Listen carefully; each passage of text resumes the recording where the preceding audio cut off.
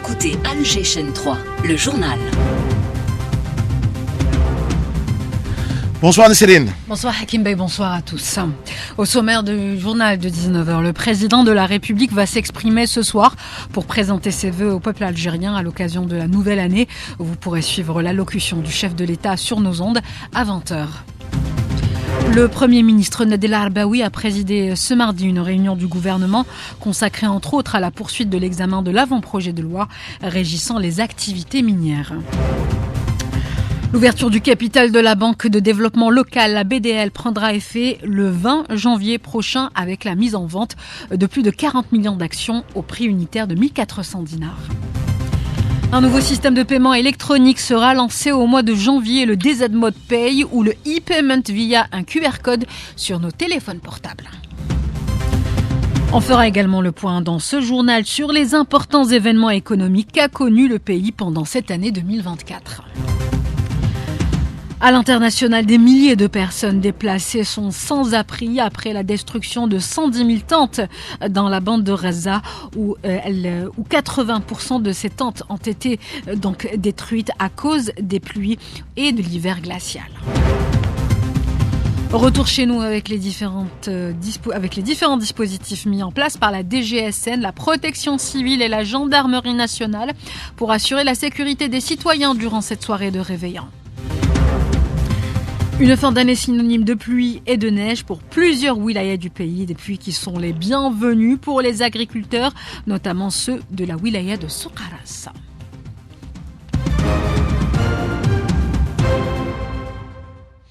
Je vous le disais en titre, le président de la République va s'exprimer ce soir pour présenter ses vœux au peuple algérien à l'occasion de la nouvelle année. Vous pourrez suivre évidemment l'allocution du chef de l'État sur nos ondes à 20h. Le Premier ministre Nadel Arbaoui a présidé ce mardi une réunion du gouvernement consacrée à la poursuite de l'examen de l'avant-projet de loi régissant les activités minières et à la présentation de communication sur le projet de barrage de Bouzina, la gestion des postes frontaliers terrestres et l'état d'avancement de l'opération d'installation des détecteurs de monoxyde de carbone. Les détails avec Linda Boadma. Le gouvernement poursuit son travail d'élaboration de l'avant-projet de loi sur l'activité minière, un travail réalisé sur la base de consultations d'experts et autres spécialistes dans le domaine minier. Les pouvoirs publics veulent intéresser les investisseurs et faire du secteur minier un secteur dynamique dans une économie diversifiée et moins dépendante des hydrocarbures. Le gouvernement a examiné ce mardi les résultats de ce travail de consultation. L'exécutif a également entendu une communication sur le projet du barrage de Bouzina dans la wilaya de Batna. Le barrage a une capacité de stockage de 18 millions de mètres cubes. La modernisation des postes frontaliers, encore une directive du président de la République qui a fait l'objet d'un examen lors de cette réunion. Et enfin, la sécurité des Algériens en matière de risque d'intoxication par le monoxyde de carbone, dernier dossier traité par la réunion du gouvernement. Un point de situation sur l'opération d'installation de détecteurs de monoxyde de carbone sur tout le territoire nous révèle que plus de 9,7 millions de détecteurs ont été installés cette année qui s'achève. L'année prochaine, il est question d'associer les start-up et les fabricants algériens tout en continuant le travail de sensibilisation contre les dangers du monoxyde de carbone. Le Premier ministre Nadel Arbaoui qui a également reçu l'ambassadeur d'Arabie Saoudite pour examiner les voies et moyens de renforcer et diversifier la coopération bilatérale. Il a également été question de la situation en Palestine occupée et en Syrie. Le ministre de la Communication, Mohamed Mziane, a signé ce mardi au nom du gouvernement algérien au siège de l'ambassade de l'Inde le registre de condoléances suite au décès de l'ancien Premier ministre indien Manmohan Singh. Le groupe de travail chargé de l'examen des avant-projets de loi relatives à la commune et à la wilaya a achevé ce mardi ses travaux, a indiqué aujourd'hui un communiqué du Conseil de la Nation. Le ministère de l'Enseignement supérieur annonce avoir pris en charge la plupart des revendications des étudiants en sciences médicales. Le dossier de l'accréditation prendra quant à lui plus de temps du fait des procédures à suivre. C'est ce qu'explique le doyen de la faculté de médecine, Merzaq Arnaout. Il a été ce matin l'invité de Naïm Mendil.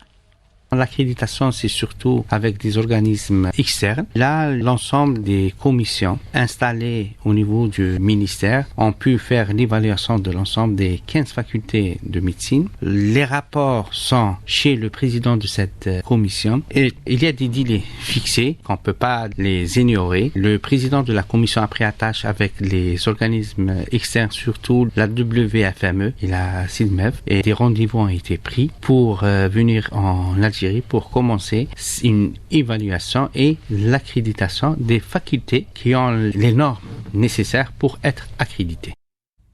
Le doyen de la faculté de médecine, Mrzaq Ghornaout, a annoncé également que 7300 places pédagogiques seront ouvertes en médecine pour la prochaine rentrée universitaire. La conférence nationale des doyens, en concertation avec l'ensemble des doyens, on a pu déterminer le nombre qu'on peut avoir dans nos facultés respectives. Et là, c'était un nombre de 7300. Et ce nombre, le ministre s'est engagé à respecter ce nombre durant la prochaine année universitaire, à savoir l'année 2024-2025. L'actualité, c'est également le lancement dès le mois de janvier d'un nouveau système de paiement électronique, le DZ MoPay ou le e-payment via un QR code sur nos téléphones portables. Les explications avec Samir Alloun. Une initiative très attendue, DZ MoPay, un système innovant qui vient accompagner et accélérer ces dynamiques liées au paiement mobile. Le smartphone est l'outil principal utilisé pour scanner les QR codes, réduisant les problématiques en rapport avec le recours au cash, problèmes de monnaie et autres qui entravent et ralentissent la rapidité des transactions ainsi que le développement de notre économie numérique. Mounir Ammari, fondateur de SlickPay, fintech spécialisé dans le e-payment. On l'avait lancé en 2022, donc on a utilisé des QR codes sécurisés avec des paiements très sécurisé. C'est une opération qui est très simple et qui va faciliter ces transactions de paiement ou de transfert d'argent. Le client et le commerçant ne vont voir que ces QR codes et derrière, il y a une opération bancaire très simple. Des paiements plus sûrs, accessibles à la fois pour les citoyens et les commerçants. Il suffit de scanner une sorte de code barre avec la caméra du smartphone et le tour est joué. Reda Eloui, fondateur de Alpay, start-up spécialisée dans la fintech. Ce type de solution offre un avantage considérable en termes de transparence. Chaque transaction est enregistrée, ce qui permet un suivi clair pour les commerçants et les clients. Cela peut même encourager les commerçants à se formaliser davantage, car cela réduit les transactions non déclarées. Le lancement du DZ MoPay est prévu pour janvier 2025, une initiative qui sera accompagnée par des campagnes de sensibilisation pour familiariser les citoyens et commerçants sur comment utiliser ce système de paiement mobile qui facilitera les transactions quotidiennes tout en contribuant à renforcer l'inclusion financière. La BDL, la Banque de développement local, en passe d'ouvrir son capital. La commission d'organisation et de surveillance des opérations de bourse a donné son visa. Pour cette annonce, une conférence de presse a été animée ce matin. Je vous propose d'écouter le président de la COSOB, Youssef Bouzneda. Il est au micro de Sofia Boukercha. Cette opération représente l'émission de 44 200 000 nouvelles actions pour un montant équivalent à 61 880 millions. Donc l'action sera vendue à 1400 dinars. La période de souscription va commencer le 20 janvier 2025. Donc au titre de cette opération, la banque a été évaluée à hauteur de 227 milliards de dinars. Cette opération elle est destinée à 40% pour les personnes physiques, 30% pour les personnes morales et 30% pour les investisseurs professionnels, investisseurs qualifiés ou investisseurs institutionnels. Le nombre d'actions, le minimum à acheter donc, par un investisseur, c'est 10 actions. C'est donc la preuve que l'Algérie connaît donc un embelli au niveau économique durant cette année 2024. L'Algérie qui a d'ailleurs été marquée par la tenue d'importants événements cette année, des événements économiques ainsi que le lancement de plusieurs projets majeurs. C'est le sujet de Rimbo Radoum.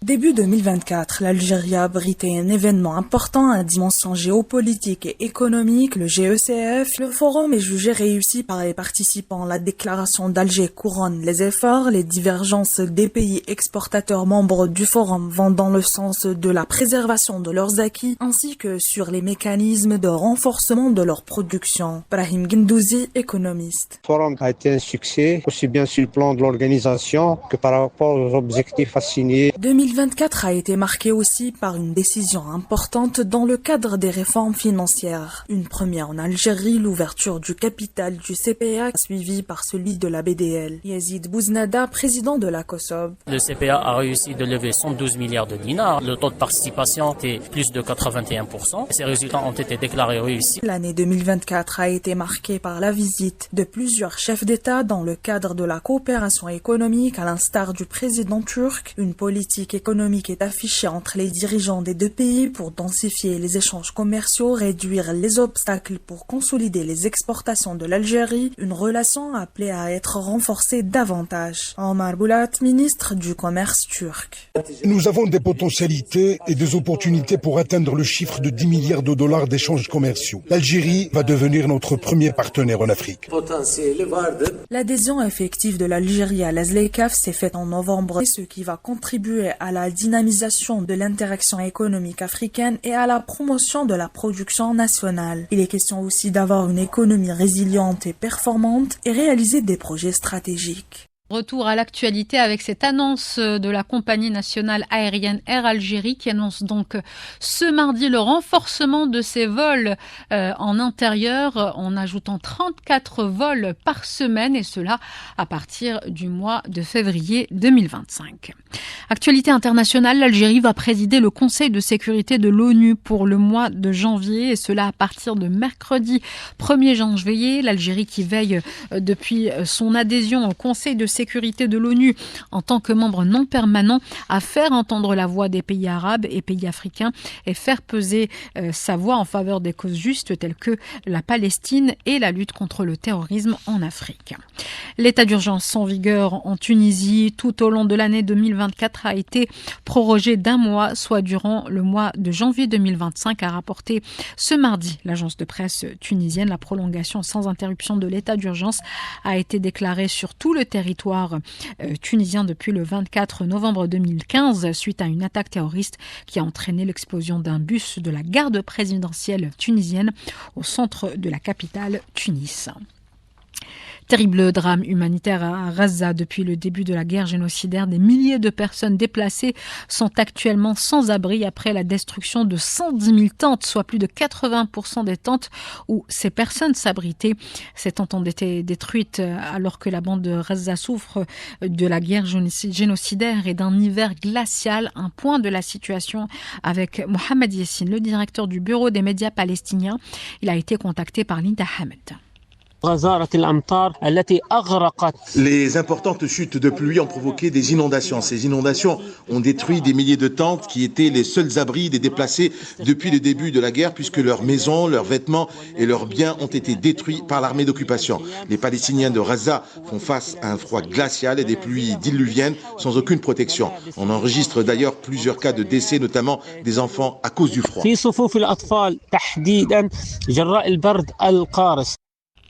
Et d'ailleurs, malheureusement, 2 millions de personnes déplacées vivent depuis plus d'un an dans des tentes en tissu devenues inutilisables à cause des conditions météorologiques. Retour à l'actualité nationale, la Direction générale de la Sûreté nationale a mis en place un dispositif sécuritaire spécial, en particulier dans les lieux de forte affluence et sur les routes très fréquentées. En cette soirée de fin d'année, Kamel Wali, commissaire principal au service central de la communication de la DGSN, contacté par Maya Elkins.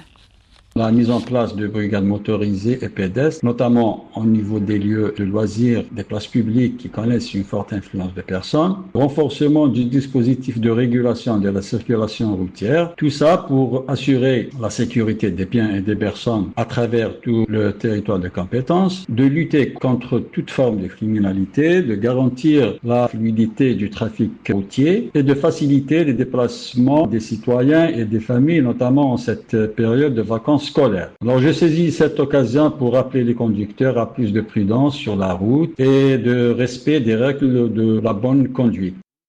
Même dispositif sécuritaire a été prévu par les éléments de la gendarmerie nationale pour veiller à la sécurité des citoyens et fluidifier la circulation. Le numéro vert de la gendarmerie, le 1055, reste à la disposition de tous à toute heure. Je vous propose d'écouter le lieutenant-colonel Beziou Abdelkader, chef du service de la communication à la gendarmerie nationale. Il a été contacté par Linda Hamed.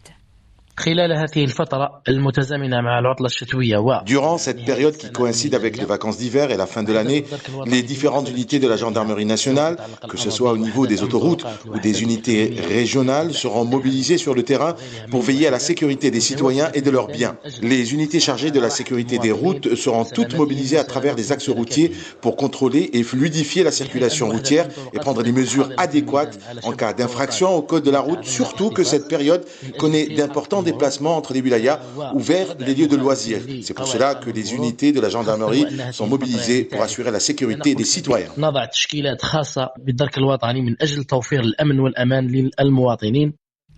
Un dispositif sécuritaire donc renforcé, notamment dans la wilaya d'Oran, où plusieurs événements festifs seront organisés cette soirée. Notre correspondant à Oran, Mohamed Belmadani.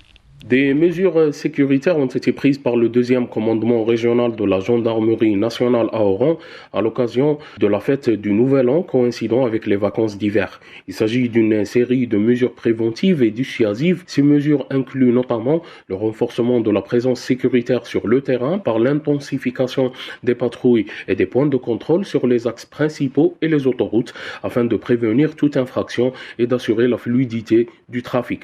Une attention particulière sera accordée aux axes menant aux zones touristiques et aux infrastructures publiques pour garantir un environnement sécurisé durant cette période. Des campagnes de sensibilisation à destination des usagers de la route sur l'importance du respect du code de la route seront également animées. Le numéro vert 1055 et le site internet tariqi.dz ont été mis à la disposition des citoyens pour signaler des incidents ou obtenir des informations à tout moment. D'Oran, Mohamed Hamza Belmadani, Alger, Chan 3. Enfin, la Direction générale de la protection civile appelle les citoyens à doubler de vigilance et de prudence afin d'éviter les accidents de la route et les accidents domestiques lors de la célébration du Nouvel An 2025. Cette fin d'année est synonyme de pluie et de neige pour plusieurs wilayas du pays, des pluies qui sont les bienvenues pour les agriculteurs, notamment ceux de la wilaya de Soukharas. Notre correspondant sur place, Sadr Bouraoui.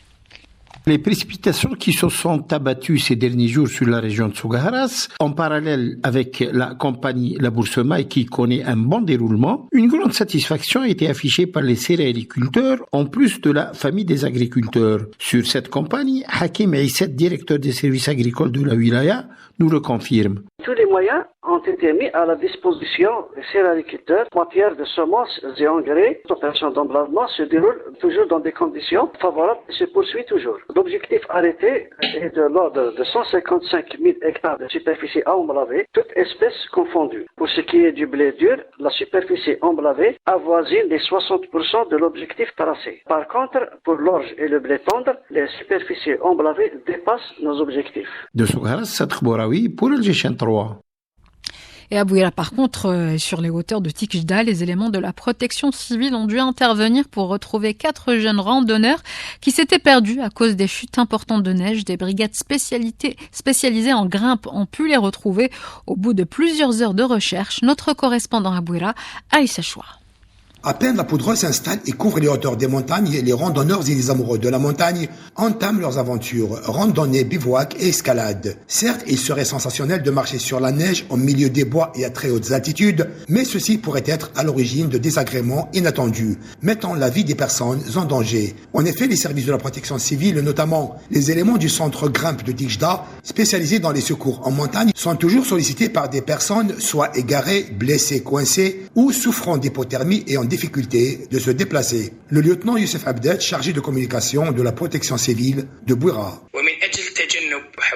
Et pour éviter les risques d'égarement de personnes, la protection civile appelle les randonneurs à ne pas s'aventurer et s'engouffrer au milieu des bois et des reliefs inaccessibles. Aussi, il faut se doter de tenues d'équipement spécial, torches, matelas isothermiques sifflés, le manger et l'eau et autres nécessaires. Veillez à rester en groupe et laissez ces renseignements, l'endroit à visiter et la durée de la sortie au niveau du centre de la protection civile de Tikjda. À souligner que les randonnées sont interdites pour 2 personnes. Il faut des groupes de 3 personnes et plus.